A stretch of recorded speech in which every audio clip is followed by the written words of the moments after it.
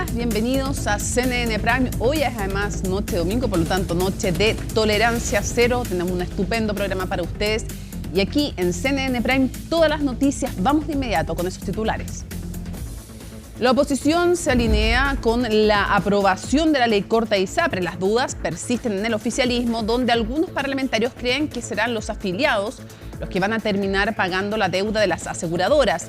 El superintendente de Salud, Víctor Torres, lo desmintió y advirtió que no hay más plan B en caso de que la iniciativa sea rechazada. Escala la tensión entre el PC y el Partido Socialista por el acuerdo municipal. Los comunistas han centrado sus críticas en el candidato a la reelección de Copiapó, Marcos López. Tras la polémica, partidos del Pacto Electoral Chile Contigo hicieron un llamado a respetar lo suscrito. En materia internacional, el Partido Socialista de Cataluña se impuso en las elecciones al Parlamento Regional. Los socialistas, liderados por Salvador Illa, se quedaron con 42 escaños en una Cámara compuesta por 135 diputados. Los independentistas, que han gobernado Cataluña desde hace una década, perdieron la mayoría absoluta.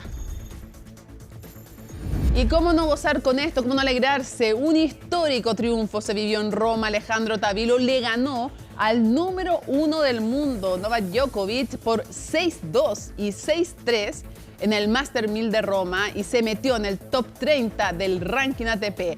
Ahora el chileno avanza a octavos de final, donde deberá enfrentarse a Karev Cacacho. Bueno, todo esto y mucho más porque aquí comienza CNN Prime.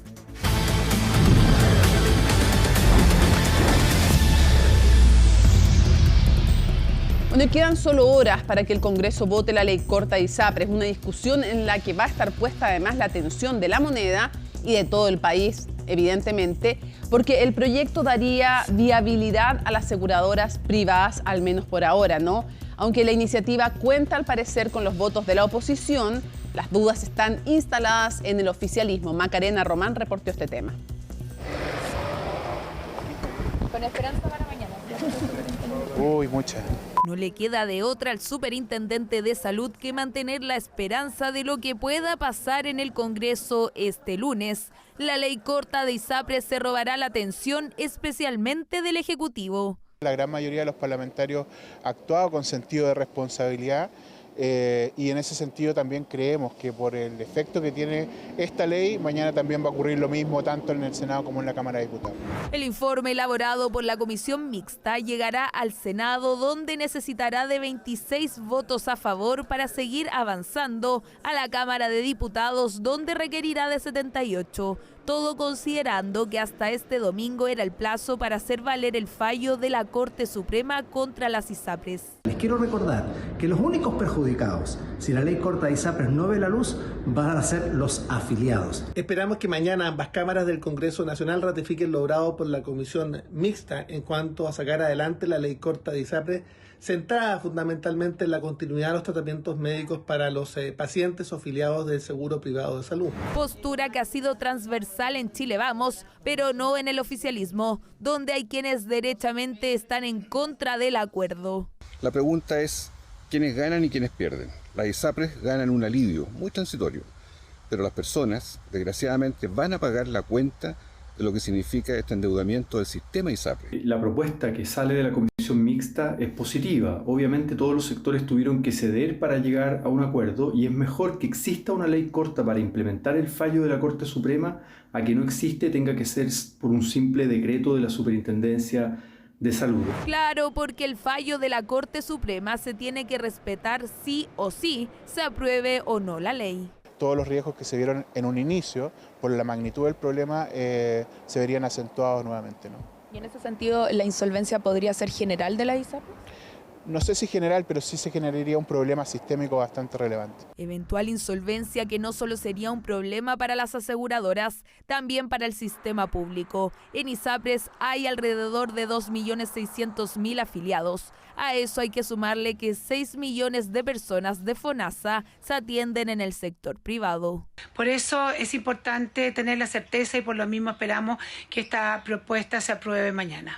En términos generales nosotros vamos a aprobar la ley y esperamos que pueda servir para traer solución a la grave crisis en la cual el sistema se encuentra.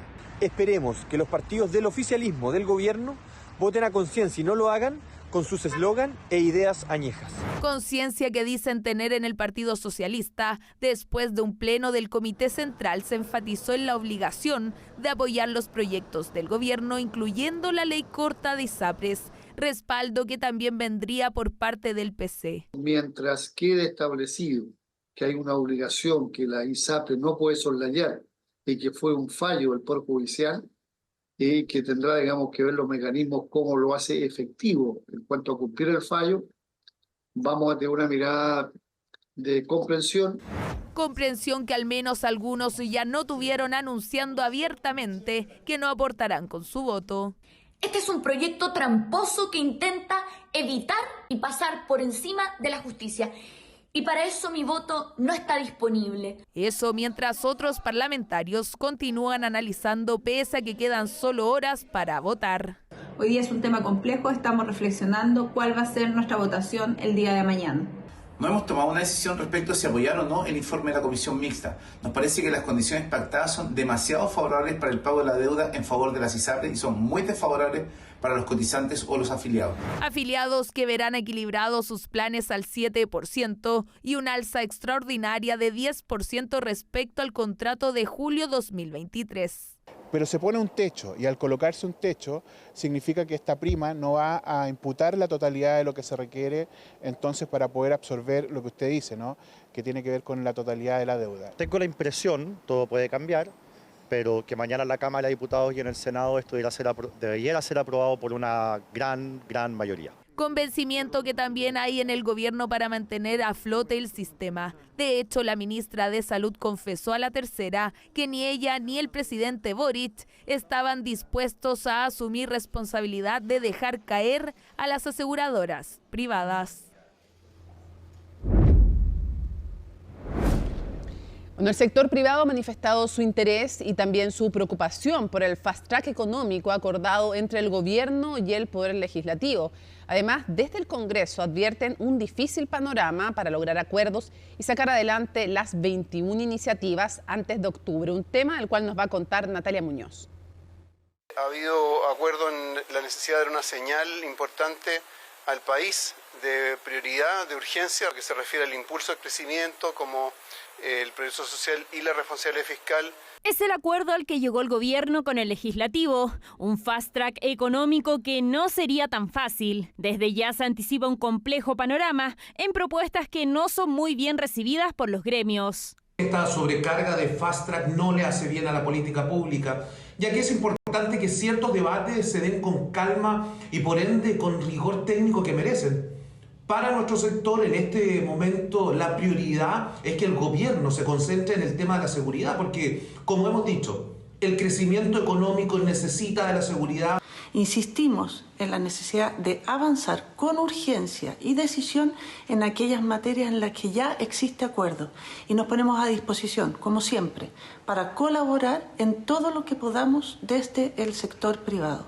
Vía rápida en materia de seguridad que, según el Congreso, se puede legislar en paralelo. Algunas que se identifican más bien en el ámbito económico tienen directa relación también en el ámbito de la seguridad pública.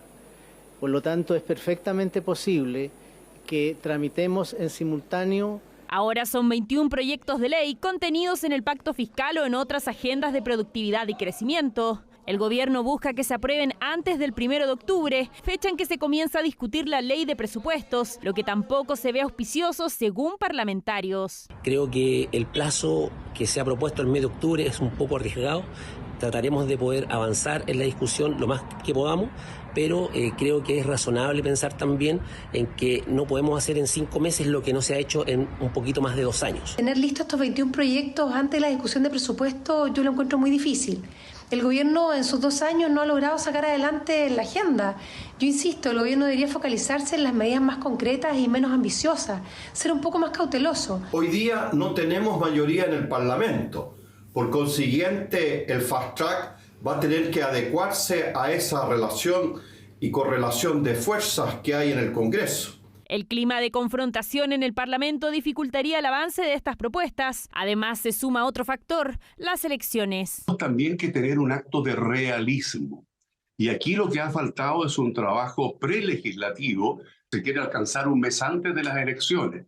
Y ya hemos escuchado la opinión de quien es la candidata presidencial, Evelyn Matei, que ya ha dicho públicamente que ella no está dispuesta, ni tampoco su grupo económico, a generar nuevos impuestos. Eso sí, el proyecto de impuesto a la renta llamado Corazón del Pacto Fiscal no fue incluido en el Fast Track, anticipando que no cuenta con apoyo desde la oposición. Cada conversación que hemos dado referente al pacto fiscal he sido clara en decir que estamos dispuestos a avanzar en evasión y en elusión. Yo no aprobaré ningún proyecto que genere más impuestos a la ciudadanía. Fast Track económico que nos permitirá poner de pie nuevamente la economía en Chile y acelerar la inversión y con esto dar más empleo a chilenos y chilenas es absolutamente necesario. Pero creo que no hay espacio político para un alza de impuestos. Puede ser un deseo del gobierno, pero creo que no están los votos ni en el Senado ni en la Cámara de Diputados. El gobierno ya había adelantado que no ingresaría el aumento a los tributos hasta que se avance el proyecto que lidera la lista del Fast Track, el de cumplimiento tributario. Iniciativa con foco en evasión y elusión que busca recaudar 1,5% del PIB para financiar en mayor medida el aumento a 250.000 pesos de la pensión garantizada universal. Efectivamente, todos los permisos que hoy están entrampados, sáquenlo de forma rápida. Y el resto, nosotros vamos a ver en el Congreso. Si los proyectos son buenos para Chile, obviamente que los vamos a aprobar. Si vienen malos, los vamos a tratar de corregir. Y si son re malos, los vamos a rechazar. Además, dentro de la lista está el llamado proyecto de permisos de inversión, también el que crea un consejo de infraestructura, proyectos de transparencia e integridad en municipios y 2 nuevas iniciativas que se ingresarán próximamente, con foco en reclamos de ilegalidad y la creación de una agencia para el desarrollo. 21 iniciativas que una vez que se despache la ley corta de ISAPRES, quedaría más espacio en el Congreso para abordarlas. Bueno, tras los diversos cuestionamientos del Partido Comunista al candidato socialista por la municipalidad de Copiapó, los socialistas llamaron a respetar los acuerdos pactados. Tensiones entonces en el pacto de gobierno que coincide con los primeros despliegues de las campañas para las primarias municipales. Belén Saldías nos informa.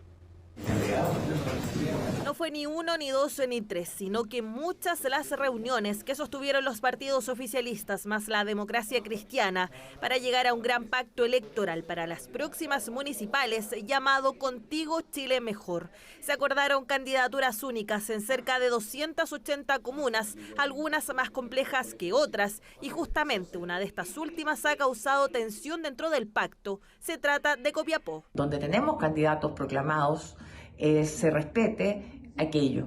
No solamente significa el respeto apoyar, sino que hacerlo de forma directa y no emitir opiniones en contra de aquello. Y en el caso particular de Copiapó, este fue un tema importante durante la discusión y quedó zanjado. En la comuna irá a la reelección el actual alcalde militante del PS, Marcos López. El llamado que han hecho los socialistas es precisamente respetar este acuerdo, apuntando directamente al PC, desde donde se ha cuestionado al candidato que lleva 2 periodos consecutivos en el cargo desde 2016. En este sentido, el presidente de la colectividad apuntó que es bueno que otros participen, ya que se producen desgastes. Sin embargo, negó un quiebre en el pacto acordado e inscrito hace cerca de un mes. Para no cumplir ese acuerdo, el Partido Comunista tendría que levantar un candidato propio. El Partido Comunista no tiene, ni va a inscribir un candidato propio que no sea el candidato que preñó el acuerdo. Por tanto, no veo dónde está puesto el tema, si incluso legalmente no se puede. Y eso lo saben todos los que están en el acuerdo. En este mismo espacio, el timonel del PC apuntó a que son varios los cuestionamientos que existen desde la ciudadanía hacia el candidato, a quien calificó como débil, argumentando que estos hechos fueron de conocimiento de la mesa del pacto desde el comienzo de las negociaciones. Sin embargo, desde el PS también se cuestiona la postura de los comunistas, por ejemplo, en Puente Alto y Cerro Navia, en la región metropolitana. Me parece fundamental que los 11 partidos del pacto, los 11 partidos que logramos un acuerdo histórico, nunca antes en la historia del país habíamos tenido 11 partidos tras una candidatura única de alcalde, respetemos los acuerdos tomados porque es fundamental el cumplir los compromisos y la palabra empeñada. Y es que también se apunta a la ventaja que aseguran mantiene el pacto en relación a la oposición, ya que existe una definición bastante clara de los candidatos en todo el país. Todo mientras ya comenzaron los primeros despliegues de campañas para las primarias que se realizarán el próximo domingo 9 de junio. La situación de Copiapó puede ser una más de varias que puedan suscitarse en todo pacto electoral. Lo que yo rescato del pacto electoral Chile Contigo Mejor es que hoy día tenemos candidatos únicos y acordados en casi el 97% de las comunas del país. Creo que lo que hemos mostrado, a diferencia de otras alianzas, es que existe justamente la madurez para poder construir y ver que el adversario está fuera, no está dentro de la alianza. Una de las principales virtudes del Pacto Contigo Chile Mejor es su diversidad. Diferencias habrán, se conversarán en las instancias que corresponden, pero aquí nadie está poniendo cuestionamiento en la unidad. Es más, desde distintos niveles estamos trabajando para fortalecerla día a día. Desde el Partido Socialista insisten que al margen de la polémica se deben cultivar las confianzas entre los 11 partidos de Contigo Chile Mejor, porque, por ejemplo, aún se negocia los candidatos a gobernadores, donde el oficialismo espera tener candidatos únicos en todas las regiones del país. Mañana el presidente Gabriel Boric va a recibir a la madre de Franco Vargas, conscripto, recordemos que falleció tras la fatal marcha en Putre. Tras reunirse con el comandante en jefe del ejército el pasado viernes, el mandatario indicó que mañana la madre de Franco, Romy Vargas, se va a trasladar hasta el Palacio de la Moneda. El presidente remarcó además la preocupación que existe para que se sepa toda la verdad. Recordemos que durante este fin de semana la ministra en visita solicitó al juzgado de garantía que el caso quede en manos de la justicia militar. La contienda, así se llama técnicamente, la contienda de competencia se va a analizar este martes y finalmente tiene que definir si se queda en la justicia militar o en la justicia civil, la que tenemos todos los chilenos normalmente. Y lo otro importante y relevante en este caso, bueno, son muchas cosas, son las declaraciones que han habido durante estos días, pero también ha habido la petición de la madre justamente de Franco, de Romy Vargas, de que se vea en la justicia civil. La forma en que se puede ver, entre otras cosas, en la justicia civil tendría que ver con si es que se tratara eventualmente de violaciones a los derechos humanos, por ejemplo. Pero es una contienda que tiene que resolverse y eso se va a saber recién el martes. Y al terminar la semana, el general Javier Iturriaga, el comandante en jefe del ejército, fue ratificado por el presidente Gabriel Boric tras escuchar algunas voces que pedían su renuncia por la muerte del conscripto Franco Vargas durante una marcha de instrucción en Putre. ¿Cuál es la carrera militar de la cabeza de la institución castrense que se hizo además conocido, tal vez para la opinión pública, porque dentro del ejército obviamente que es un hombre de amplia trayectoria y en el mundo político se sabía quién era, pero en la opinión pública la primera vez que se fijó tal vez en la memoria colectiva fue cuando contradijo públicamente al entonces presidente Sebastián Piñera, él no era comandante en jefe del ejército en ese tiempo, señalando que él era un hombre feliz y que no estaba en guerra con nadie. Todo esto fue durante el estallido social. Bueno, Raúl Gamboni nos cuenta de la trayectoria del general Iturriaga.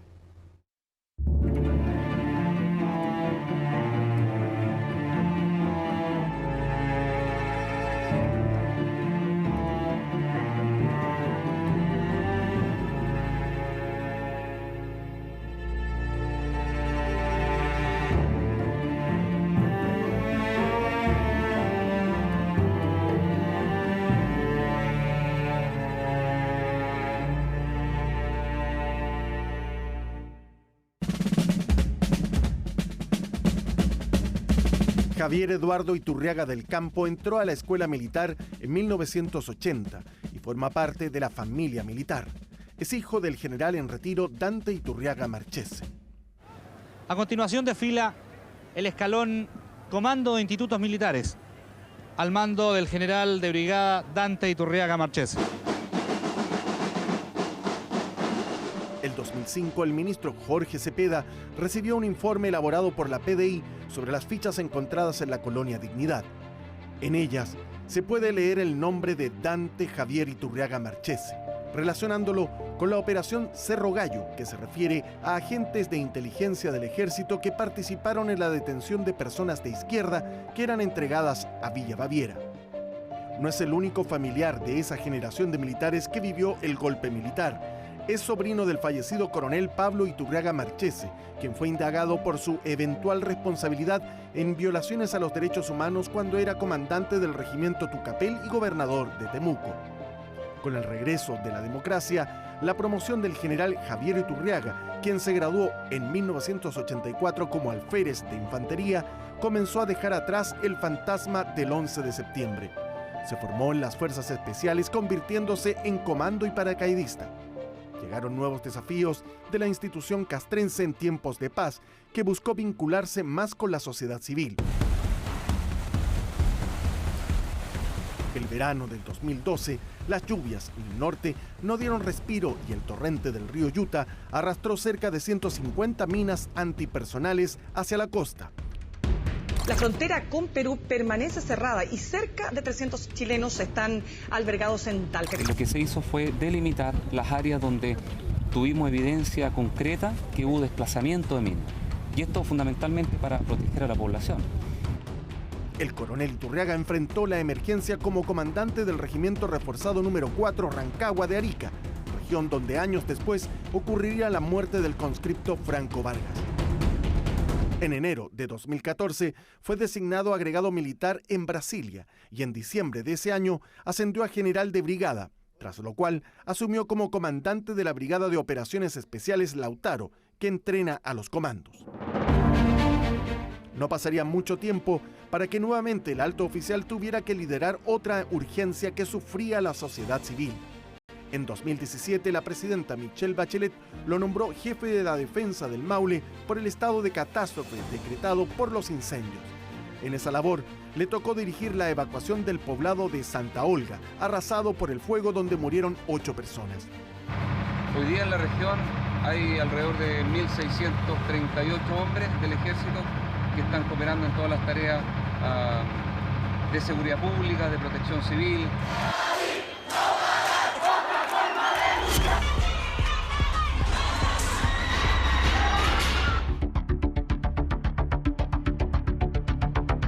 En octubre del 2019, Sebastián Piñera decretó estado de emergencia en la región metropolitana y lo nombró jefe de la defensa en medio del estallido social. Estamos en guerra contra un enemigo poderoso, implacable, que no respeta a nada ni a nadie. Mire, yo soy un hombre feliz y la verdad que no estoy en guerra con nadie.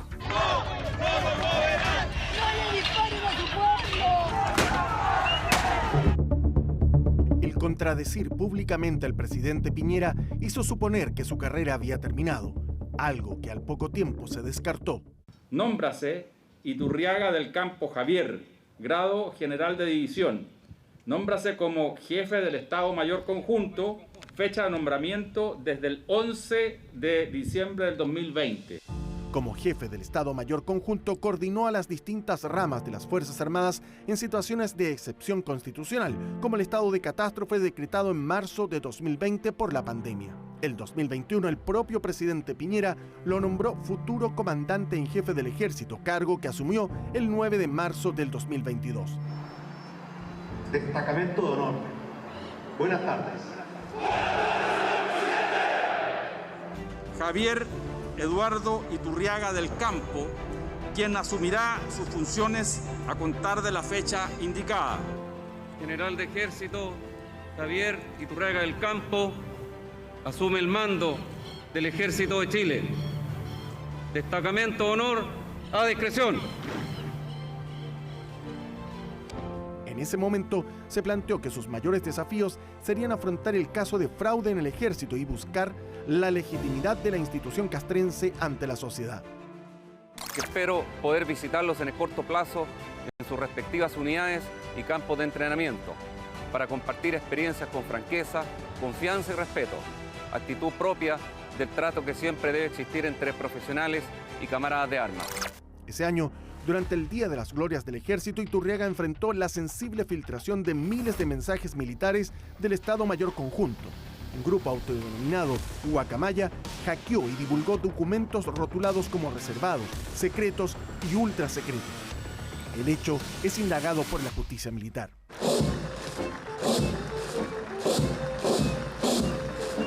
En la conmemoración conmemoración de los 50 años del golpe de Estado, abordó públicamente la posición del ejército en el marco de la parada militar. El ejército ha asumido las responsabilidades que le cupo en su momento y desde entonces hemos venido cooperando a la justicia en todo lo que eso corresponde, en todo lo que conlleva. El ejército hoy día está compuesto por una generación que no vivió el 11 de septiembre. Yo, como uno de los más viejos, tenía recién 7 años. Por lo tanto, a nuestra generación lo que le corresponde es hacerse cargo del pasado. El año pasado subió al lugar donde fallecieron el 2005 en la marcha fatal de Antuco 45 conscriptos y un suboficial. Para tomar conciencia de la responsabilidad que todos tenemos como mando, como comandantes en los distintos niveles. Hacer un recuerdo de nuestros camaradas que cayeron en Antuco el año 2005. El 18 de mayo, el ejército lo instauró como el Día del Conscripto. Como una forma de reconocer y destacar la labor que realizan miles de jóvenes, hombres y mujeres, quienes cumplen con vocación y profesionalismo su servicio militar. Tal vez el pasado 27 de abril se convierta en la crisis más grande de su gestión. General, ¿por qué usted no se ha comunicado con la familia?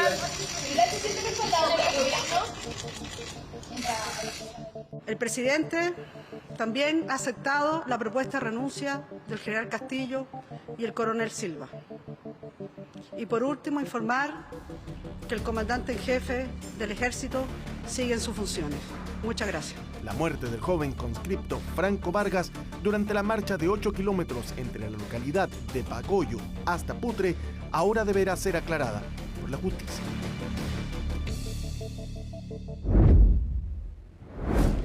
Nueve de la noche con 3 minutos. Es la puerta de entrada a lugares tan maravillosos como el Parque Torres del Paine.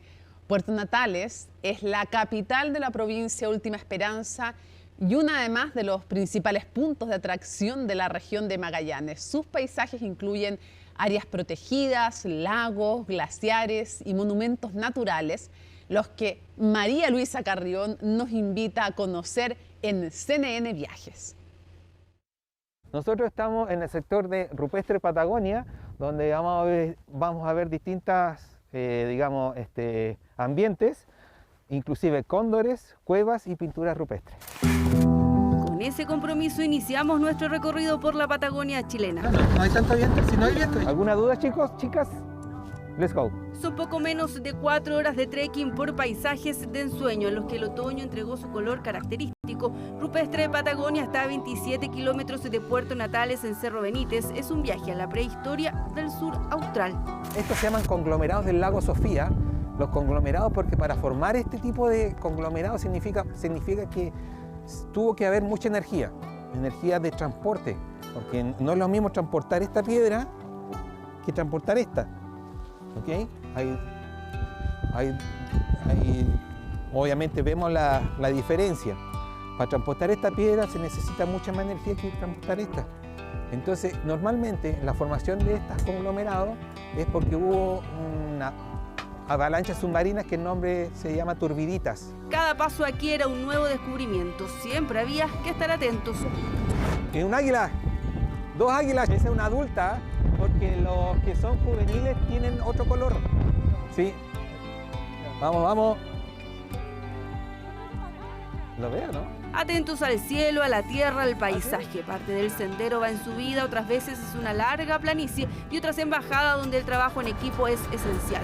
Una de las primeras paradas es el mirador de la Laguna Sofía. Allí podría obtener esta postal para el recuerdo. Luego viene un sitio importante para los amantes de la arqueología. Aquí vemos las pinturas rupestres que están en un típico color que se utiliza acá en la región, este color ocre, óxido ferroso. Y estas pinturas, a ciencia cierta, nadie sabe bien cuál es la datación, porque es muy difícil datar las pinturas. Y lo que generalmente para datar un sector se tiene que estudiar alrededor del sector, encontrar algún material lítico donde se puede extraer la información por carbono 14 y más o menos saber cómo podría ser la data de estas pinturas.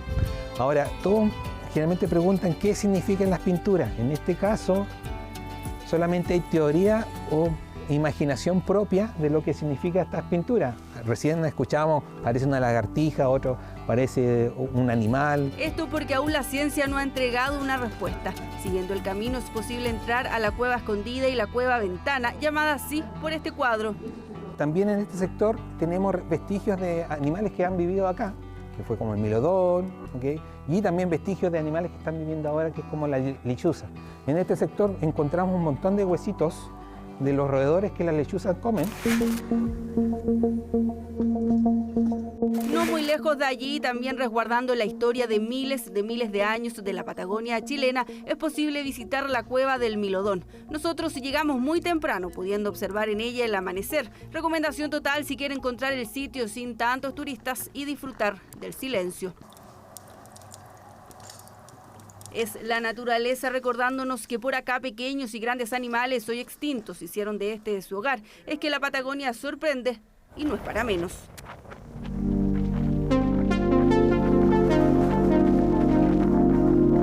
Ahora nos dirigimos al refugio Grey. Vamos a desembarcar y embarcar gente. Muchas personas hacen acá la W o puede ser el comienzo o el término de la W. Nosotros no hicimos el emblemático circuito W en la Patagonia, pero de todos modos llegamos, y aquí, perdone lo abanderada, a uno de los lugares más hermosos del mundo. A 90 kilómetros del centro de Puerto Natales, luego de más de una hora de navegación, aparece frente a nosotros el glaciar Grey, ubicado dentro del Parque Nacional Torres del Paine en Campos de Hielo Sur. Un paisaje que sin duda no se tiene que perder si visita esta zona del país. En este momento, ¿cierto?, el glaciar Grey tiene una longitud aproximada de 21 kilómetros de largo. Es parte de los tantos glaciares que hay dentro del campo de Hielo Sur, 48 glaciares dentro de una de las más grandes reservas de agua dulce del mundo, una de las más importantes también. Nosotros acá la idea es dar la experiencia con los pasajeros para que puedan visitar, por supuesto, este glaciar. Hacemos la navegación durante la temporada todos los días, durante el invierno también estamos habilitados. Son unas 2 horas y 45 minutos de navegación. Nos cuentan que durante otoño e invierno las condiciones climáticas son más estables que los ventosos veranos. Acá podrá también ver las Torres del Paine en gloria y majestad y encontrarse quizás con témpanos de hielo como esta enorme masa que se había desprendido 40 días antes y que está imponente frente a nuestros ojos.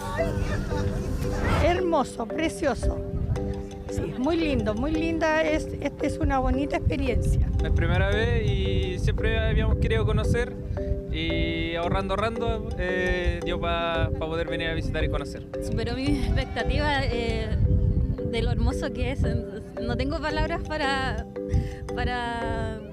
ver lo hermoso que es la nieve, todo esto y lo hermoso que es nuestro Chile. El sueño de muchos, pero que lamentablemente ha ido sucumbiendo ante el calentamiento global. Denis ha sido testigo de esta transformación en la última década. Todos los años se ve mucho el retroceso del glaciar, ¿ya? Se ve mucho y eso es lamentable, es lo que está pasando ahora con el calentamiento global. Todos los días se embarca mucha gente de diferentes partes del mundo, ya, a conocer esta maravilla del mundo. Cuando usted empezó, el glaciar estaba más acá. Exactamente, mucho más acá, ha retrocedido mucho. Hemos tenido sucesos importantes el año 2017, que fue uno de los desprendimientos más grandes que hubo acá en el glaciar, que fue la primera pared que tenemos en el frente. Y ahí donde fue el mayor desprendimiento que hubo acá.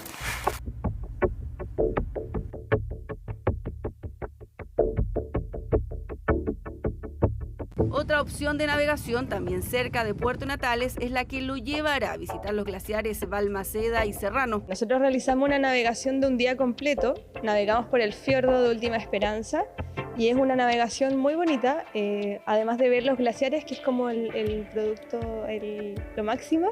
Se ven cascadas, animales, también el tour incluye un almuerzo en una estancia típica que tiene algo de gastronomía también, digamos el cordero a la parrilla, una sopa típica de la zona y un postre igual de la zona. Podemos navegar con cualquier estación de tiempo, pero el viento podría ser un problema.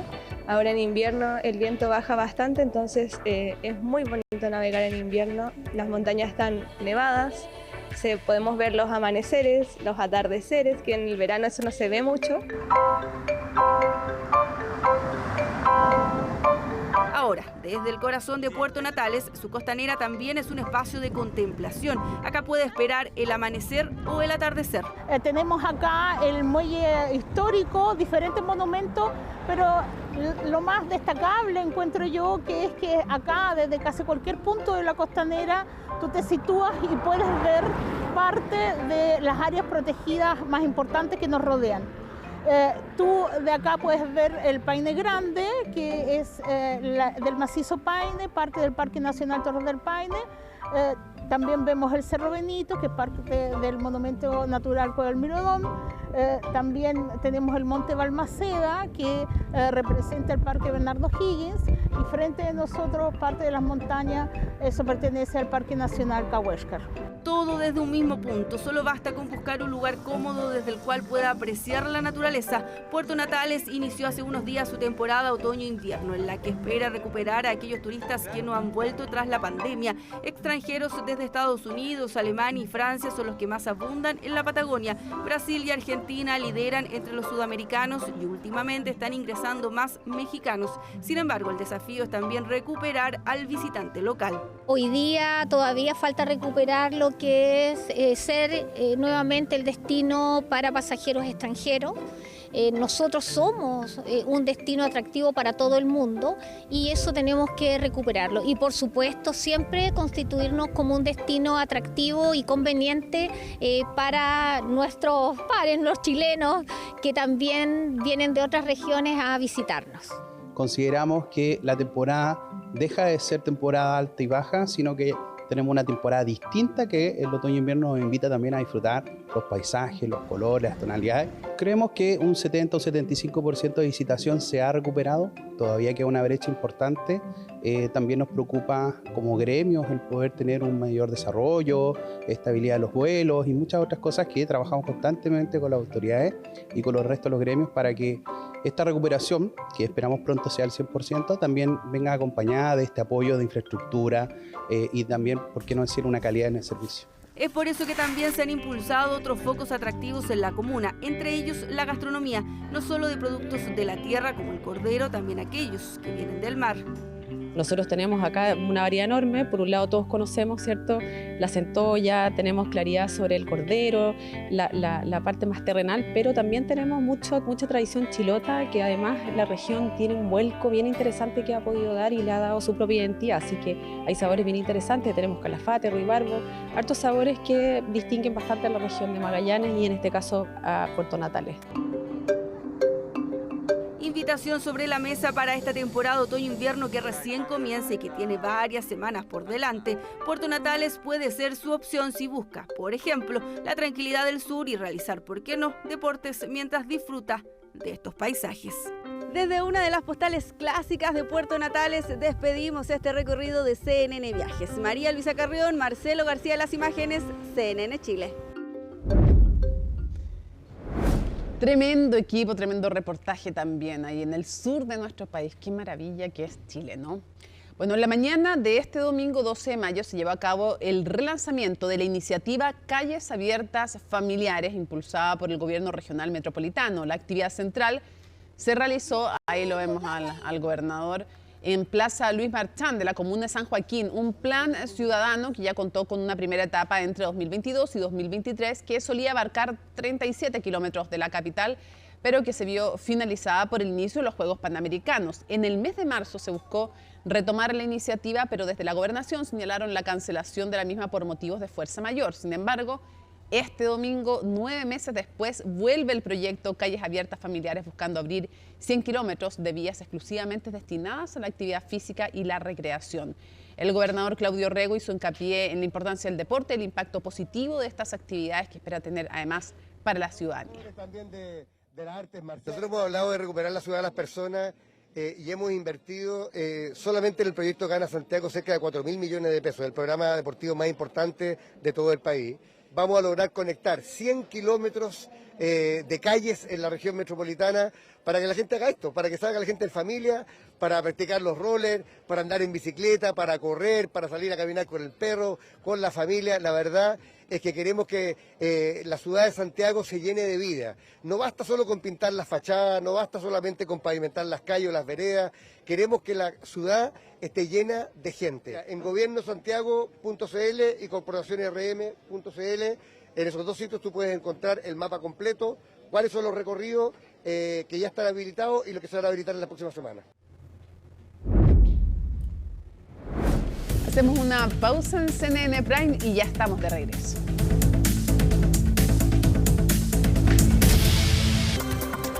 ¿Listas para revisar junto a Alicia Contreras toda la información internacional? ¿Cómo estás? Buenas noches. Muy bien, ¿y tú? Bien también. Partimos con lo que pasó hoy día en Cataluña porque se realizaron las elecciones parlamentarias en este lugar, que tuvo tres grandes noticias. La primera es el triunfo del Partido Socialista en estas elecciones, el partido del presidente del gobierno español, Pedro Sánchez, que obtuvo la mayor cantidad de votos y la mayor cantidad de escaños, 42 escaños de los 135. La segunda gran noticia es que por primera vez el bloque independentista no logró tener mayoría, por primera vez desde la década de los 80. Tremendo retroceso para él. Tremendo retroceso, liderados por Carles Puigdemont, que salió del país, que fue destituido en 2017 por impulsar este referéndum independentista que finalmente fue declarado inconstitucional. No logran mayoría por primera vez entonces desde 1980. Y en tercer lugar es la representación que logran dos partidos de extrema derecha, Vox y Alianza, que esto puede ser un adelanto de lo que podría ocurrir en las elecciones de España. De todas formas, ningún partido logra mayoría por sí sola porque necesitan 68 escaños. Entonces acá tienen que empezar las alianzas, pero la más probable es que los socialistas, el PSC, se una con Esquerra Republicana y con Comunes, el bloque de izquierda, y que sea Salvador Illa, quien vemos en las imágenes, el candidato socialista, quien sea el presidente de la Generalitat. Tenemos las declaraciones de Salvador Illa, pasemos a revisar lo que dijo después de su triunfo. Sin duda, uno de estos factores y uno de los principales, a nuestro juicio, y de los más relevantes, ha sido las políticas seguidas por el Gobierno de España en relación a Cataluña y muy en particular por su presidente Pedro Sánchez.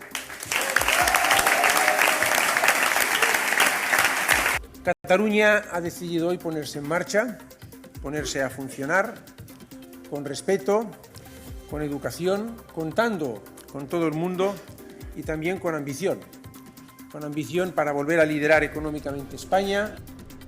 Ya, triunfo entonces para los socialistas, pero una derrota claramente para los independentistas. Carles Puigdemont votó desde Francia, él era el candidato de Junts, que Junts como partido solo logró más escaños que en 2021, pero de todas formas el bloque en sí retrocedió en un número bastante importante. Siguen entonces las alianzas y la única forma que Puigdemont podría llegar a ser el presidente de la Generalitat es que cuente con el apoyo de los socialistas, pero eso se ve... No se entiende, porque ya tienen que dar explicaciones por algo que es bien increíble, que es después de haber prometido al país que no se iba a dar una amnistía para lograr mantenerse en el poder, Pedro Sánchez le concede aquello. Entonces, a ver, no sería para nada, además, ¿por qué tendría que ser el que ganó? Pero además sería muy mal visto, ya le va a traer un costo en algún momento a Pedro Sánchez lo que ha hecho con la amnistía. Entonces, de todas maneras, los números no dan. Pero igual, después del triunfo, él habló de ciertas alianzas y apuntó a Esquerra Republicana, que es el partido que actualmente tiene la presidencia de la Generalitat, pero que le fue muy mal en estas elecciones. Revisemos lo que dijo Puigdemont. De manera que si la otra fuerza parlamentaria independentista, Esquerra Republicana, está dispuesta a reponer puentes, está dispuesta a entrar en esta reflexión sobre los efectos de la desunión y de la carencia de una estrategia compartida, nosotros también lo estamos. Estamos en condiciones de construir un gobierno sólido, de obediencia netamente catalana. Y a este propósito le dedicaremos las próximas horas y los próximos días con el objetivo de que haya un gobierno coherente con buen liderazgo en el Parlamento. Y por otro lado, evitar la repetición electoral, que ha sido una mala noticia para los ciudadanos de Cataluña.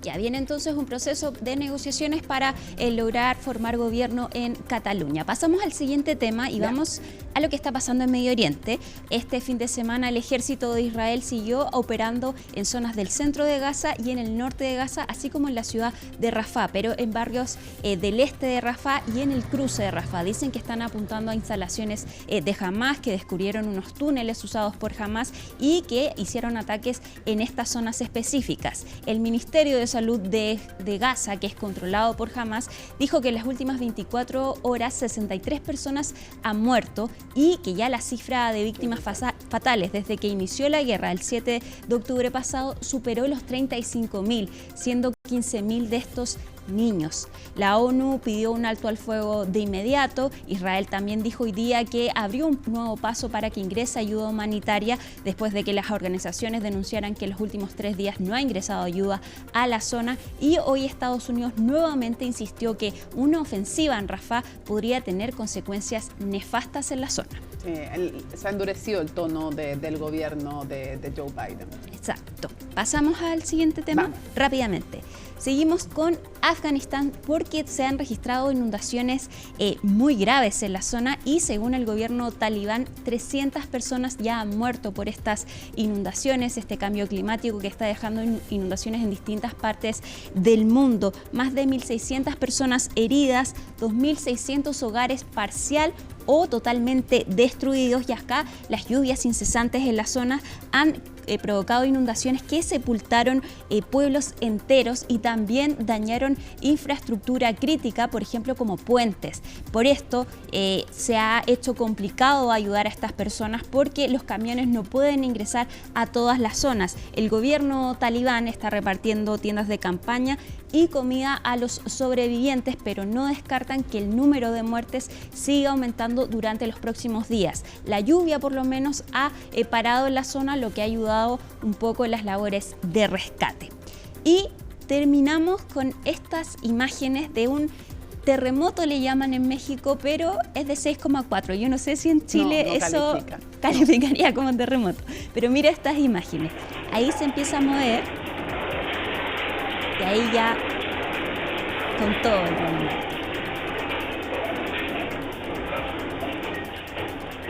Claro, los que están acostumbrados a sismos de menor magnitud y además porque tienen otras normas de construcción, ya han vivido tragedias tremendas con sismos de menor intensidad que los que estamos habituados en Chile. Entonces, claro, eso también va marcando. Si cada uno es capaz de sentir de acuerdo a los parámetros que tiene en su vida y en su historia. Y esto es a nivel personal y a nivel país también, claro, evidentemente. Terremoto, para ellos, terremoto de 6,4 con una profundidad de 75 kilómetros.